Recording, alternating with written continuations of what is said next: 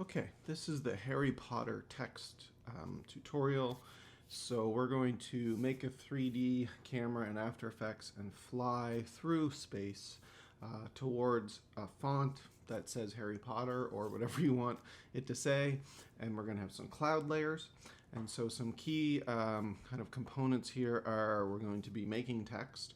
We're going to be adding some effects to that to kind of give it a grunge look. And then we're going to be layering some clouds in there, but we're going to do the masking in After Effects rather than in Photoshop.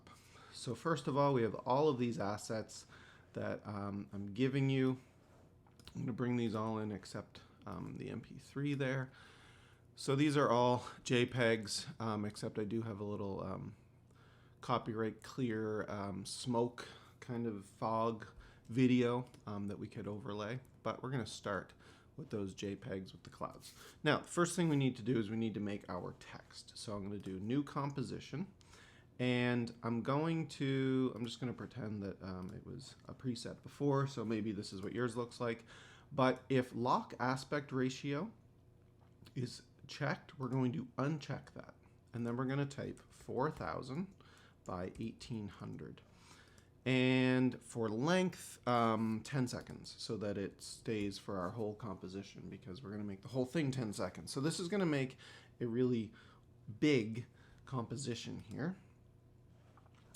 And it's kind of wide, and the reason is that we just need it for the font, for the words. And the reason that it's large is that we are going to be moving the camera towards it, and it's going to increase. So we want it to have a decent amount of resolution. So rather than have this composition be 1920, we're making it 4000 because that means we can zoom in up to 2 times and we won't lose any quality. Now, I'm going to go grab my text tool up here. So we have our composition, but there's no layers or anything. So we grab our text tool and we just click, and then we type what we want to type. Now, you can have this say whatever you want. Font size that I'm using here is around 950. You want it to fill the frame because you want it to be as big as possible. So I could probably still squeeze a little bit of space out of this. It doesn't matter if it goes to the edges or not. So I'm actually getting well over 1000 here, so that's good. Now, in terms of the color, I'm going to select my color picker here, and I'm going to make it a dark gray. Okay. I'm going to click my select tool or hit V. There is our text. Now, this is kind of boring, so we're going to do some fun stuff to it.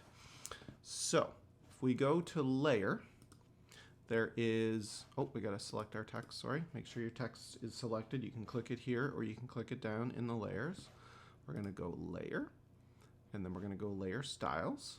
And then we're going to go bevel and emboss. So layer, layer styles, bevel, and emboss.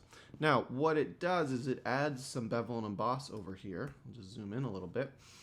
But it's not how I want it to look. So what we're going to do is under here, we can actually go down and change the settings for bevel and emboss.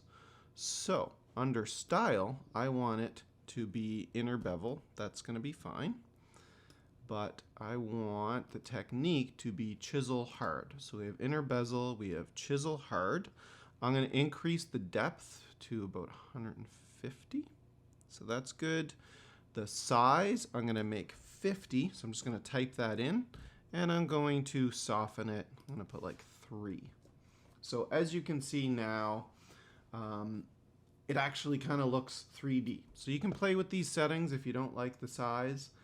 Or you want it even more of a 3D look. It depends on the size of your font, but I think that's working pretty good. So chisel hard is the most important bit there, and then changing the depth and the size will give you a more angular look.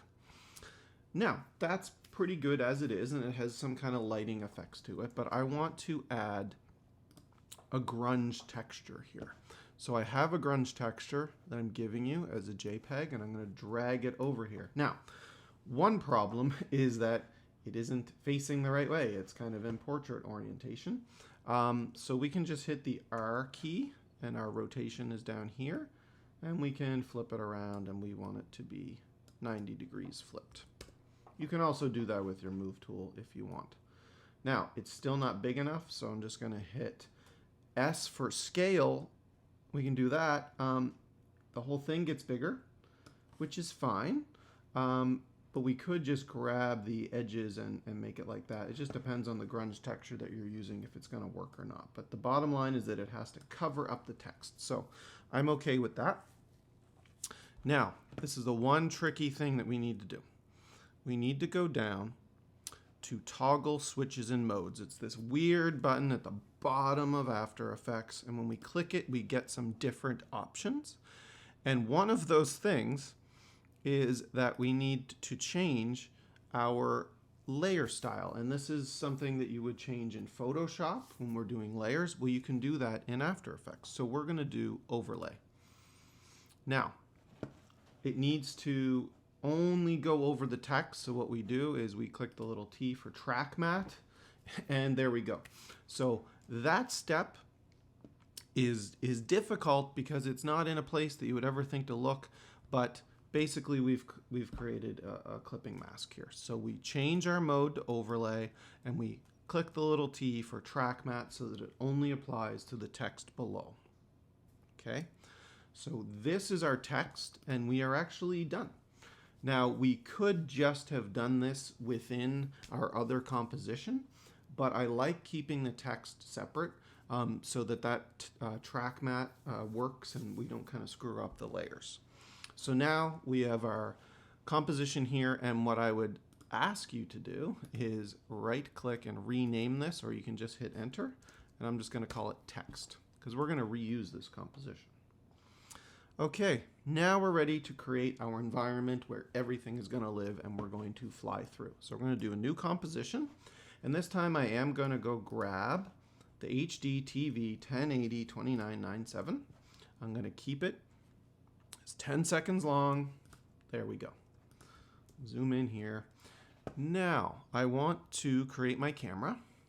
I'm going to do new layer, new camera, as we've done before. I'm going to click the 35mm preset, and again, I'm going to change the f-stop to 1.5 and the blur level to 300. I'm going to click OK. Feel free to play around with those settings if you want. It doesn't really matter. It'll just make things blurrier or look a little bit different, but I encourage you to play around. So over here on my other view, because I have two views enabled, two views horizontal, I'm looking at my top view. So there's my camera. That's what we see. Now we are ready to put in our layers. So the first one I want to do is I want to have a layer of cloud as the background cloud layer. Okay. And the one that we're going to use is Clouds over Clayton Park. So I'm just going to drag that. You can either drag it down here or you can drag it into your composition. I'm going to do that. Now, you can see that it's quite large. It's way outside of the frame, but it's also in color. And I want all of this to be grayscale, to be kind of like a black and white look. So we're going to have to do a couple things to that, but that's okay. So first of all, we have to make this a 3D layer. Now we have to go back. Remember our toggle switches modes button? We've got to go back, okay? So we have to click toggle switches modes because otherwise we can't access the things that we want. So we're back to switches here. And what we want to do is make it that 3D cube layer because otherwise we can't set it in Z space. So boop, it is now a 3D layer. Okay, now we want to hit P. It's at 0 in the Z-axis, and I'm going to push it back to 4,000. And now you can see, one, it's out of focus because that's not where the camera is focused, and it's smaller. So now we don't have to worry that it was too big. Now we just have to worry that it's too small. I'm going to hit S for scale, and I'm going to bring it up, and it's going to be around like 2 something here, maybe. Yeah, well, no, not quite. So 190 gives us that. Now, you can do so much with your layers in After Effects. A lot of the things that you can do in Photoshop, you can do in here. So if we don't want to have color in this, the easiest way is to just simply desaturate it. So we're going to go to Effect, Color Correction, and then we have Saturation or Hue Saturation down here. So Hue Saturation under Effect, Color Correction. And then it brings up our effects over here. And you can see there's a bunch of different options, but what we want is master saturation. And boom, it is now black and white. Okay. So one thing that happens when you do an effect, it shows up in your project panel over here, and it looks like your project files are gone.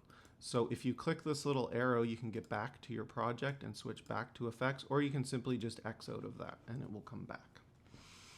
All right. So we have our background layer. Cool. It's set to 3D space 4000. We are ready to add some more layers in between. So let's bring in some cloud layers. There's a bunch of different options. So I am going to do, let's just do this no contrasty cloud. I'm going to drop it in here. And you can see that it's really big. So first thing I'm going to do, just so that I can see what I'm dealing with, is I am going to scale it down.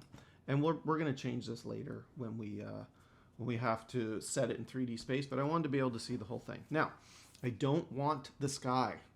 I want this fluffy cloud because it's not a background, it's actually going to be a layer that's moving. So if we leave that, as you can see, you can't see through it. So we're going to use the pen tool to automatically make a mask.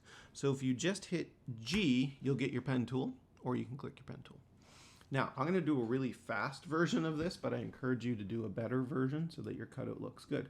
Every time you click, you can move it, click and drag. So you click and hold, and you can kind of make it circular. Oops, I moved my mouse over there. Not circular, but you can kind of smooth it out so it's not just all hard edges. So you want to just get close to the edge, and we're actually going to feather this later.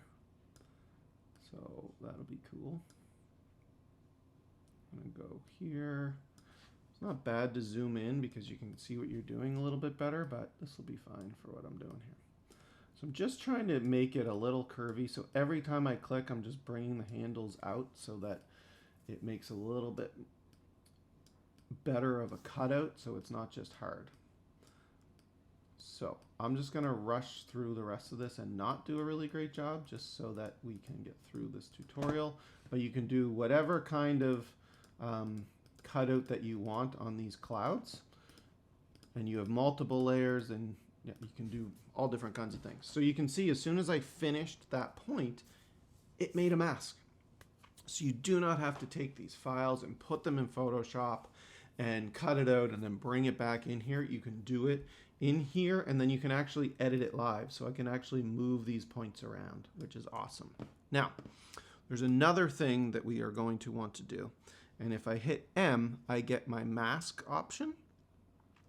And for some reason, if I hit it and then hit it again quickly, I get more options. So if you just hit M twice, you're going to get all your options, and you have a feather option. So if I bring that up, I'll zoom in over here. It actually starts to feather the edge, makes it a little bit softer. So if I deselect now, you can see that the edge has softened a bit. So that's a good option. Your mask can have a feather there. So now we've got this cloud layer, and again, you can see this section was pretty good. Then when I did it quickly, it was poor, but that's okay.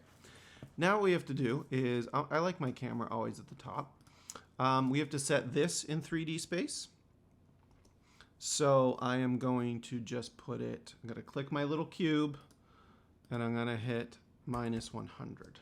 So it's a little bit closer to the camera. I'm going to use my move tool and just move it around a bit. And, you know, I don't know. I think I kind of want it angled a little bit, so I'm going to rotate it on that axis, and bring it down to the corner. And I'm going to scale it down a little bit. There we go. So that's not too bad. That's going to be a nice little cloud that's going to fly by pretty quickly because it's going to be close to the camera. Now, it does have a little bit of a blue tinge, so again, we can make sure we're on that layer. We can go Effect, Color Correction, Hue Saturation, and we can drop the Master Saturation. And there, it's black and white. So I do encourage you to do that on all of these. Okay, now we want to add more clouds. It's all about more clouds, right? So I'm going to grab dark clouds. There we go. I'm going to hit G for my pen tool, and I'm going to cut these ones out. So again, this is going to be a really bad cutout because I'm not zoomed in very far, but I just wanted to show you the technique again. Once you finish, it automatically makes a mask. We can hit MM really quickly, get our feather happening. That's nice. Now I'm going to go back, Effect, Color Correction, Hue Saturation. It's hard to find sometimes for some reason. Drop that down, and I'm going to make it a little bit lighter actually. Close that effect. Make it 3D. Hit P. And I think I'm going to put this one further back. Okay. And I'm going to bring it, just kind of going to do the left side right now. So you can see it's tucked in behind that other cloud, so that's good. I'm going to hit S for scale. I'm going to bring that up. There we go. So we're starting to build this out, but as you can see, we've got a lot of work to do to make it look really cool. Now, one thing that can make this a little bit quicker is once you've done a few of these cloud layers, you can actually just duplicate them. So I'm going to duplicate this one, and all you do is hit Command D, and it makes another version of it.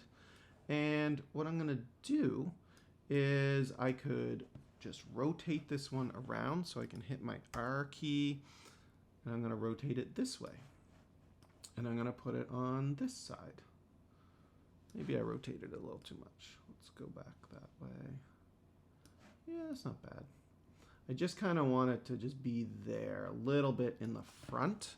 And it keeps all the positions that I had. So this was -100. So I'm going to bring this one even closer and scale it up a little bit and then move it over.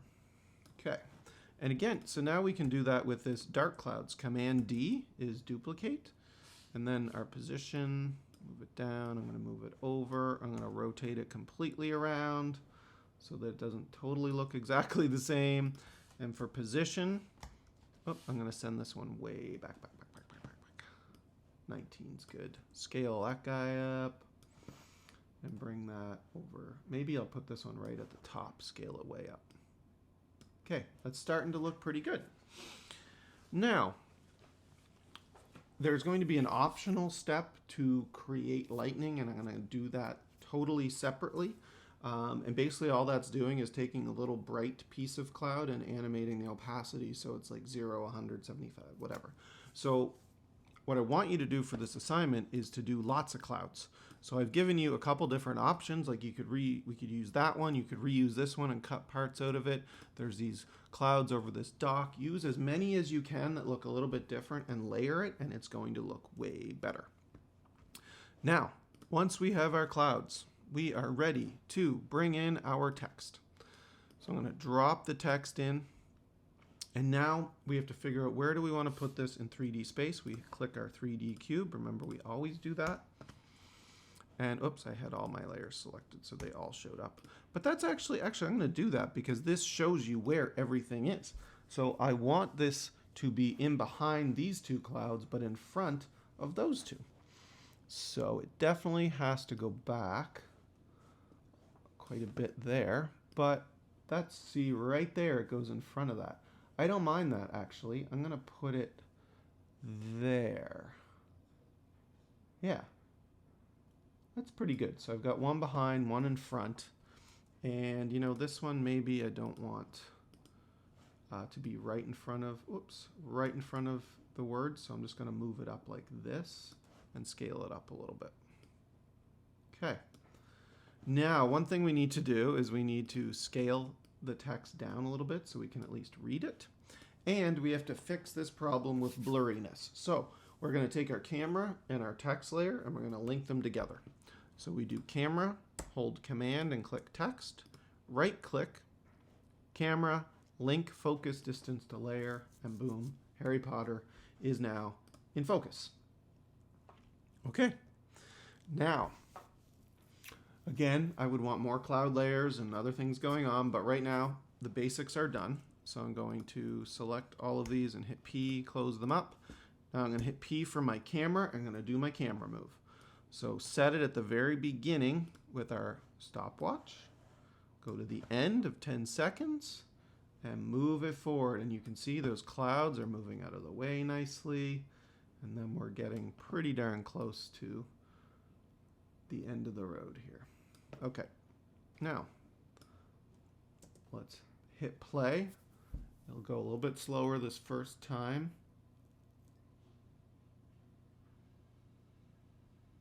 That's not bad. I like it.